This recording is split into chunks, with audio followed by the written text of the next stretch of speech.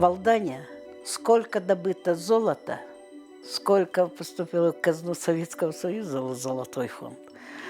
Вот это только считалось, только их работа рабочих. Столько добыли это. Голодным желудком они бы добывали бы? Нет.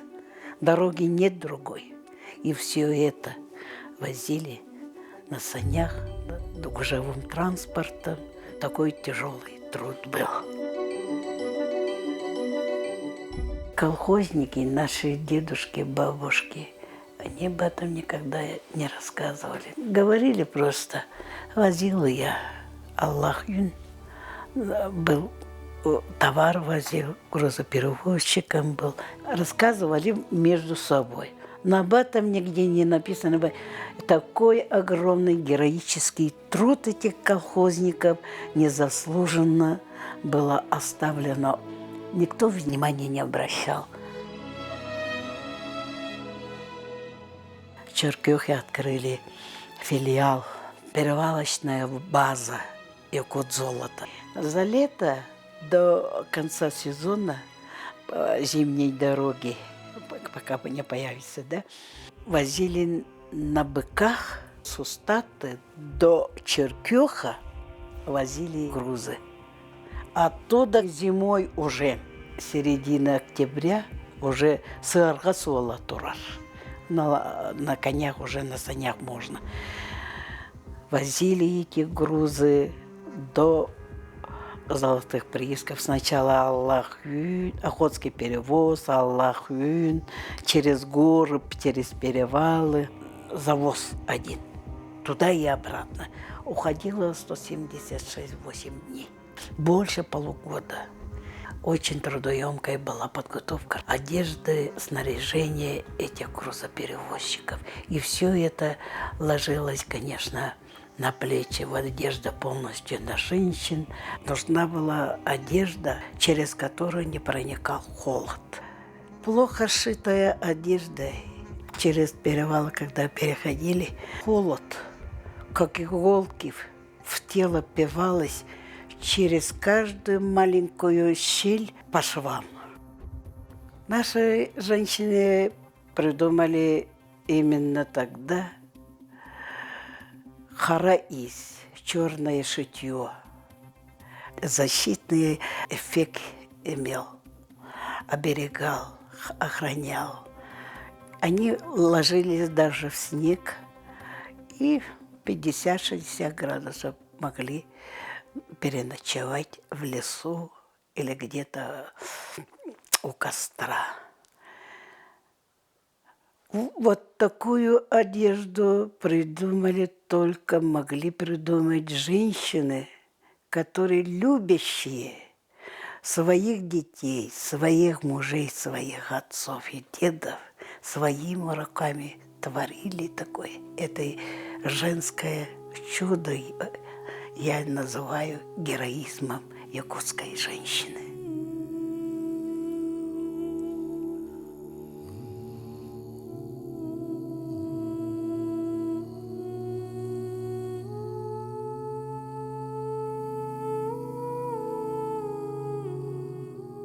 Когда я сделала эту коллекцию аллах-юнских грузоперевозчиков, благодаря Анне Константиновне Посельская, редактору газеты «Татта», я когда ей сказала, она его видео сняла. И Улус-Медиа вкинула, да? Обращение сделали. Первыми руку помощи протянули аймеконцы. Аймеконцы, зайчьи шкурки, всякие эти. Как еще я до Гуйдана должна была шить, когда он с Чучагея до Сеймчана, именно через Сунтарский хребет на зимнюю, вот самую тяжелую экстремальную дорогу, когда вот эту поездку, путешествие, когда он отправлялся, ему я шила костюм. Рада, что я угадала и рост, и его комплекцию. Вот интересные торбоза я восстановила, шила. Обязательно нужно было дымом пропитывать, чтобы они не намокали и носкими были, и мягкими были. Интересно, вот эти швы Почему эти швы шили между ними? Чтобы плотно легли швы, следы иголки, чтобы она как будто как конопатили.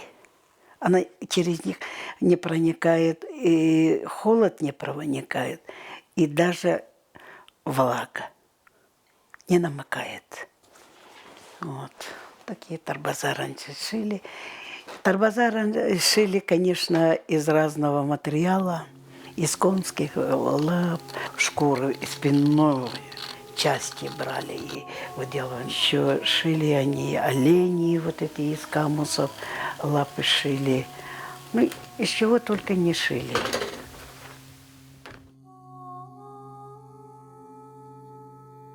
Начала шить старинную одежду, я очень много узнала. Для урасы берестяной в селе Байга такой подарок сделала. Из заячьей шкурки шила большие одеяла. 200 с лишним шкур я собрала несколько лет по всей республике.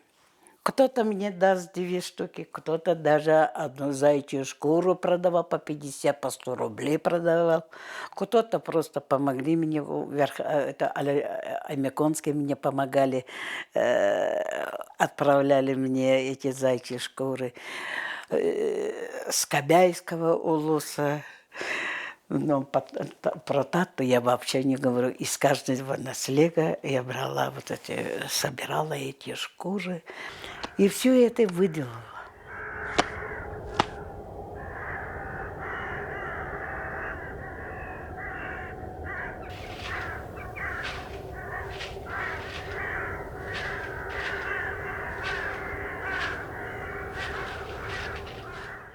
Оказывается, там такой большой секрет есть. Даже шов, который здесь иголками, которые ты нитками шьешь, называется быгах өнчага. И оно ровно якутского ножа, вот эта тыльная сторона, вот эта верхняя, да, и какая толщины вот эта клинка. 4-4,5, ровно 4,5 миллиметра. Настолько тонкая эта работа, всю, которую я сделала Боягинским, вот эти подарила, 4,5 месяца трудилась я без выходных. Начинала иногда с 6-5 часов утра, и шила я ее до 11, до 12 часов. 4,5 месяца как раз была пандемия.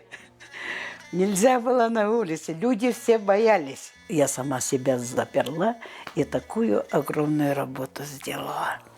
У якутов есть пословица «Истеннен улахан искенниттен, үсый өлен турартин». После большого такого трудоемкого шитья мастерица 3 месяца не хочет брать в руки, не берет даже в руки иголку с ниткой. Точно 3 месяца я ничего не хотела делать. Настолько я все полностью ушла в это шитье, всю эту энергию отдала. Оказывается, наши предки очень много знали, поэтому эти шили и одеяла, которые веками служило, десятками лет, и шапки, которые даже меха уже нету, на этих нитках она держалась, все равно тепло сохраняла. В основном теплую одежду шили из зайчьей шкуры. Пальто с зайчьей шкуркой. Кенча внутри зайчья шкурка. Как его вместо носков, вот это колока, тоже зайчьей шкуры. Она очень теплая-теплая.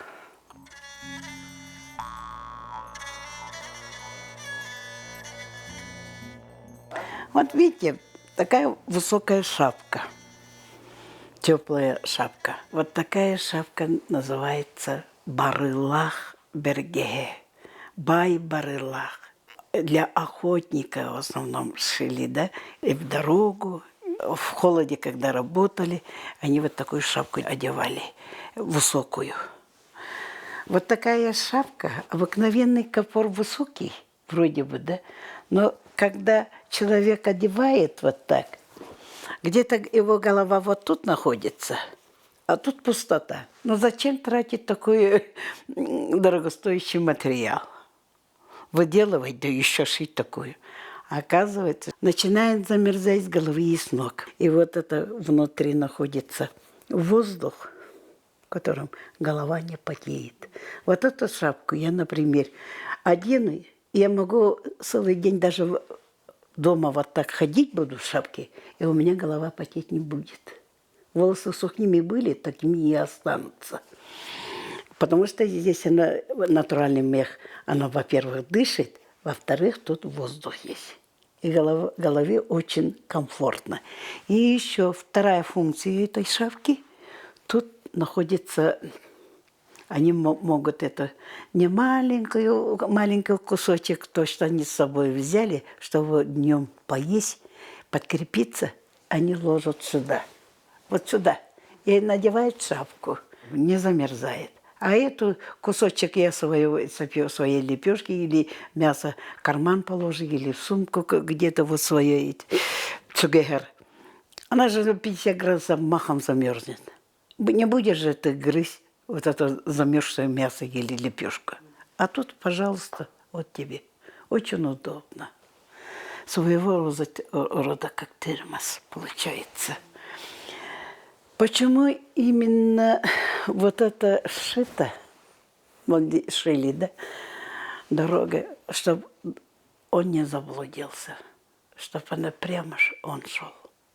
То, что он вышел, зашел в лес, вокруг ходил и именно нашел дорогу к дому. Он прямиком, прямая дорога. Вот она. Поэтому вот эту шапку назвали они Барлак Бергеhe. По фотографиям восстановила, несколько штук я шила. Когда начали шить коллекцию нашу аллахвинских грузоперевозчиков,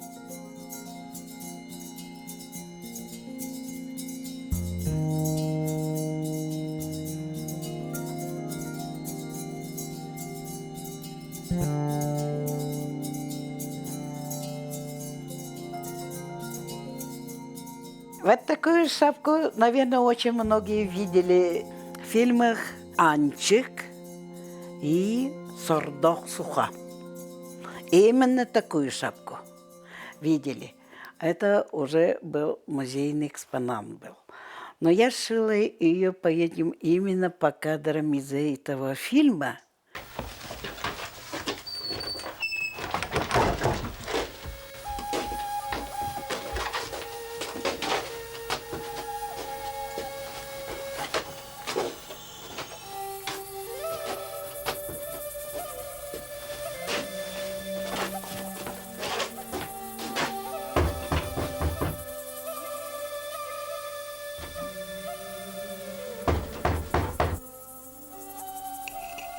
Да, войдите.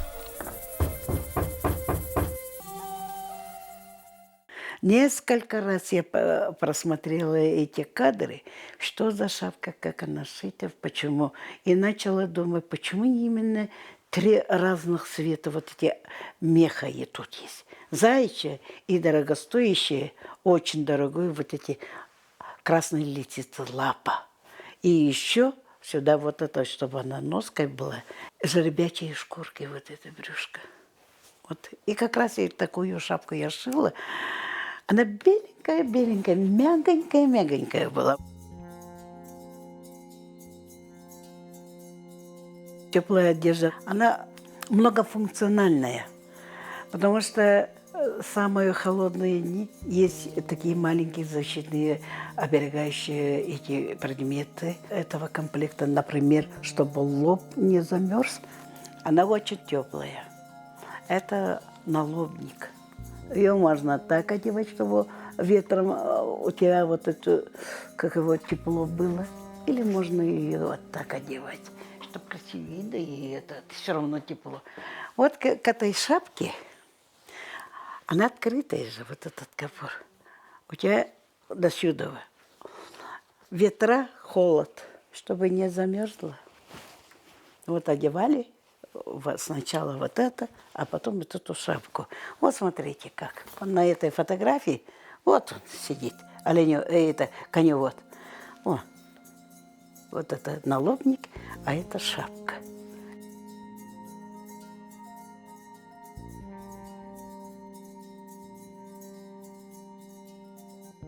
Есть еще маленький предметик, чтобы нос не замерз, чтобы он морозом не морозил нос. Тоже есть защитная одежда. Маленькая вот эта. И ее из шкуры ласки горностая шили. Есть даже к нему, и есть это для подбородка защитная одежда. Чтобы защитить вот этот ошейник вместо шарфа, ее из чего только не шили. Вот она, смотрите, вот ошейник. Вот пальто само вот это, да, без воротника. Из рыбячей шкуры я шила вот такую штуку. Ошейник, оказывается, вот эту защищающий. Вот это костюм шили из коровьей шкуры. Инак сон торбосон ден она тыла бу. Тингегене шито. Штаны и это. Ну, конечно, вот эту фотографию, уже знаменитая фотография, сделана Галиной Давыдовой во время съемки фильма «Пути великих свершений» по проекту Георгия Никонова. Фильм снимали, и всю мою коллекцию одели они. Будто окунулись за сотни лет назад мы туда, как будто время растянули, появились в другом веке, как одевались и как они ездили. Если бы они не одевали бы вот такую теплую одежду, представьте, выжили бы? Нет, конечно.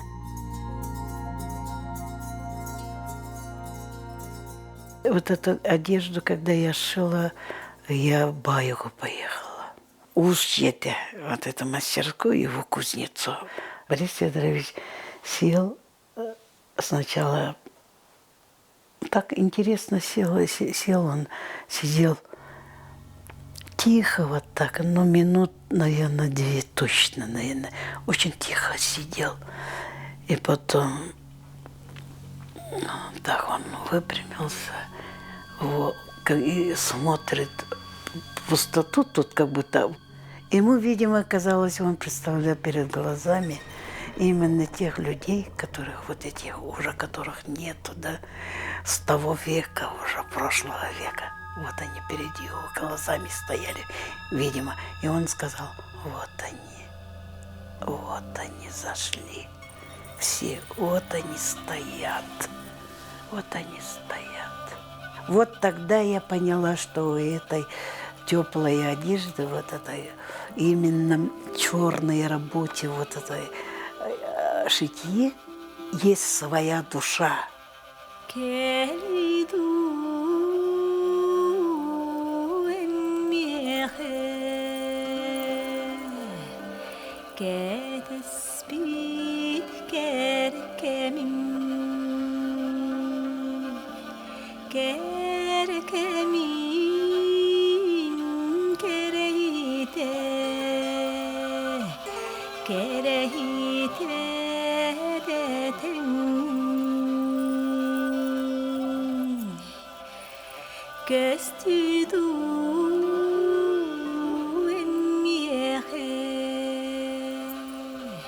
Que